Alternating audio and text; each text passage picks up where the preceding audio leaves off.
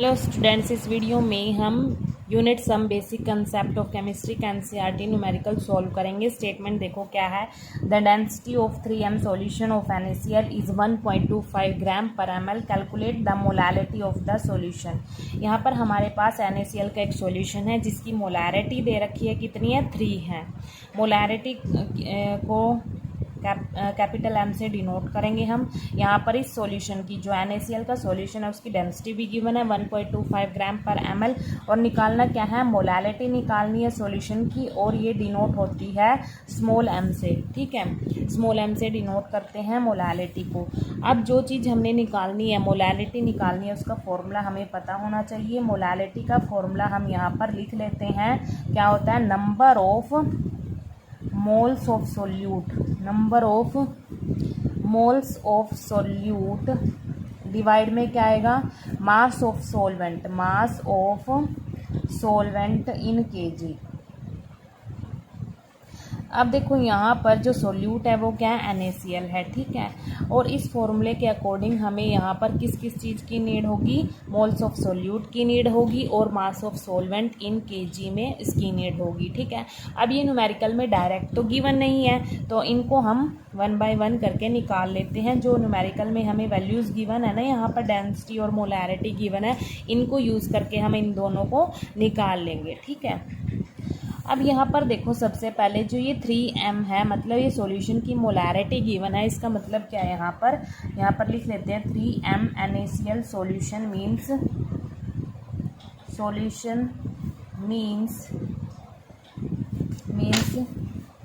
3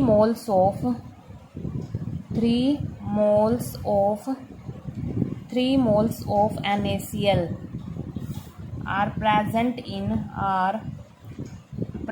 in 1 liter of the solution, 1 liter of the solution। ये मतलब है इसका। मोलैरिटी क्या होती है, number of moles of solute present in litre of the solution, ये होती है ना मोलैरिटी। तो यहाँ पर 3 मोलैरिटी दे रखी है, तो 3 moles of NaCl are present in 1 litre of the solution. 1 litre लिख सकते हैं, या फिर हम लिख सकते हैं 1000 ml, क्योंकि 1 लीटर इक्वल्स टू 1000 ml होता है। ठीक है, अब देखो और क्या दे रखा है, यहाँ पर हमें डेंसिटी गिवन है। डेंसिटी कितनी है सॉल्यूशन की, डेंसिटी को मैं D से डिनोट करूंगी। सॉल्यूशन की डेंसिटी है ये 1.25 ग्राम पर ml गिवन है यहाँ पर। ठीक है, अब इस स्टेटमेंट से हमें क्या पता चला कि मोल्स हैं जो सोल्यूट के, मोल्स ऑफ NaCl हमारे पास कितने हैं, 3 मोल हैं। ठीक है, और जो वॉल्यूम है सॉल्यूशन का, यहाँ पर वॉल्यूम ऑफ सॉल्यूशन भी पता चल गया हमें। यहाँ पर कितना है वॉल्यूम ऑफ सॉल्यूशन, 1000 ml है। ठीक है, यहाँ पर 1000 ml है। अब देखो यहाँ पर जो हमारे पास एक रिलेशन होता है डेंसिटी का, मास डिवाइड में volume, density of solution equal किसके आएगा, मास ऑफ सॉल्यूशन डिवाइड में वॉल्यूम ऑफ सॉल्यूशन। अब यहाँ पर हमें डेंसिटी भी पता है सॉल्यूशन की, और वॉल्यूम भी पता है सॉल्यूशन का, तो हम मास निकाल सकते हैं सॉल्यूशन का। कैसे निकालेंगे, यहाँ पर देखो, पहले इसको रीअरेंज कर लेते हैं। मास किसके इक्वल आ जाएगा, डेंसिटी मल्टीप्लाई वॉल्यूम। तो हम मास निकाल लेंगे, मास को मैं कैपिटल M से डिनोट करूँगी सॉल्यूशन के मास को, और ये कैपिटल V से मैं डिनोट करूँगी वॉल्यूम ऑफ सॉल्यूशन को। ये D क्या, डेंसिटी है। ठीक है, अब मास निकालना है हमने सॉल्यूशन का। ठीक है, डेंसिटी कितनी है, 1.25 ग्राम पर ml है, मल्टीप्लाई वॉल्यूम कितना है, यहाँ पर 1000 ml है।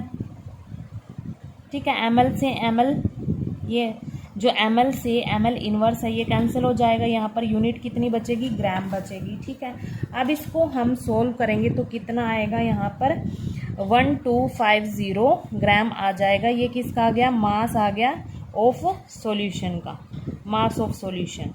ठीक है, ये हमने निकाल दिया, मास निकाल दिया सॉल्यूशन का।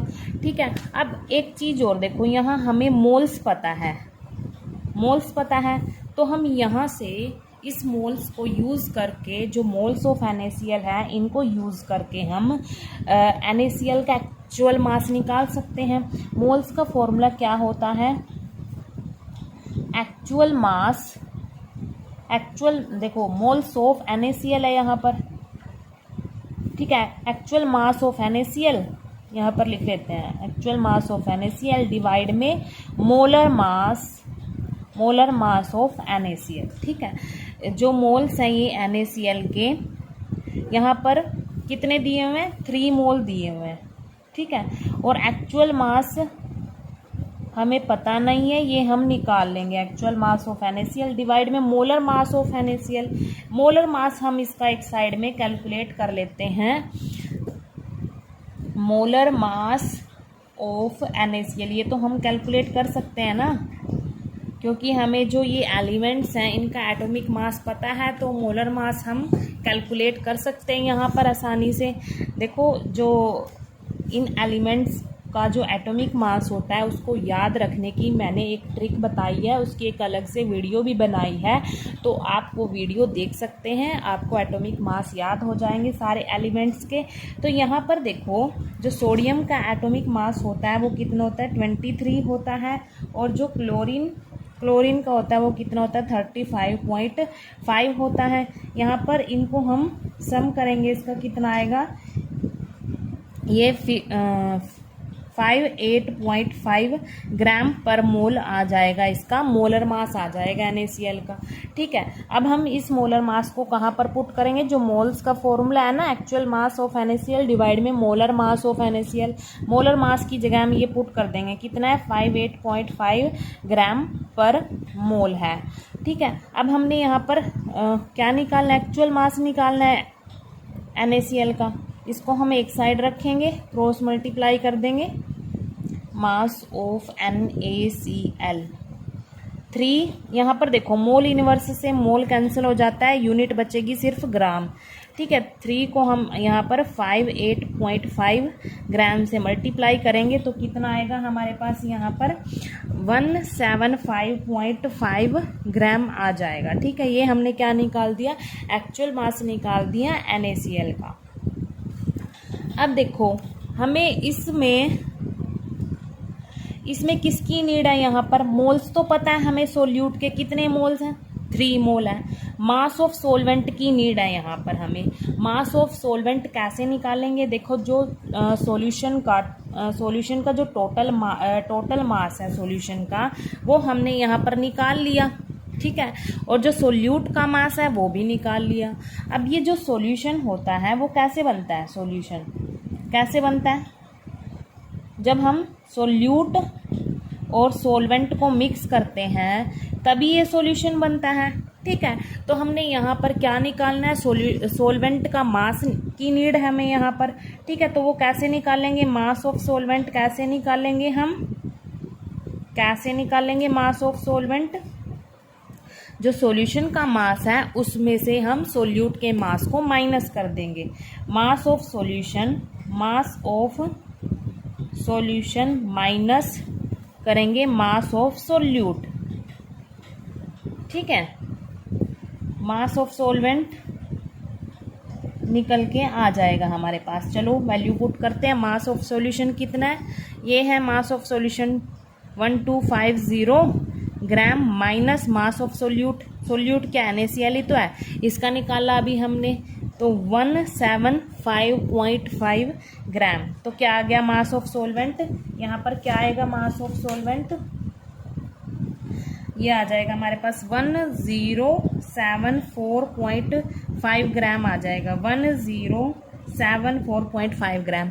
अब यहाँ पर जो फॉर्मूला है, जो मास ऑफ सोलवेंट है वो केजी में है, लेकिन अभी हमने किस में निकाला है, ग्राम में निकाला है, तो हम इसको केजी में कन्वर्ट कर देंगे। देखो, आपको पता है जो 1 केजी होता है वो 1000 ग्राम के इक्वल होता है। ठीक है, अब जो 1 ग्राम है वो किसके इक्वल होएगा, 1 डिवाइड बाय 1000 केजी के इक्वल आ जाएगा। तो हम इसको क्या करेंगे, 1000 से डिवाइड कर देंगे, तो कितना आएगा डिवाइड करने पर, यहाँ पर डिवाइड करने पर कितना आएगा, 1.0745 केजी आ जाएगा। ये क्या निकाला अभी हमने, मास ऑफ सोलवेंट निकाल दिया। क्या निकाला, मास ऑफ सोलवेंट।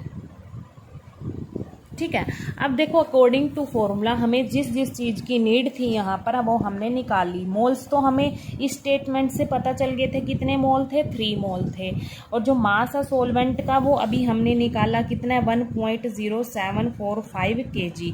तो इन दोनों वैल्यूज़ को हम इस फॉर्मूले में पुट कर देंगे, मोलालिटी वाले फॉर्मूले में, ठीक है। यहाँ पर देखो मैंने मोलालिटी वाला फॉर्मूला दोबारा से लिख दिया। यहाँ पर जो हमने दोनों वैल्यूज़ निकाली थी ना, मोल्स ऑफ सोल्यूट निकाला था और mass of solvent in KG अभी सॉल्व किया था, तो इन दोनों की वैल्यूज़ को हम इस फॉर्मूले में पुट करेंगे यहाँ पर।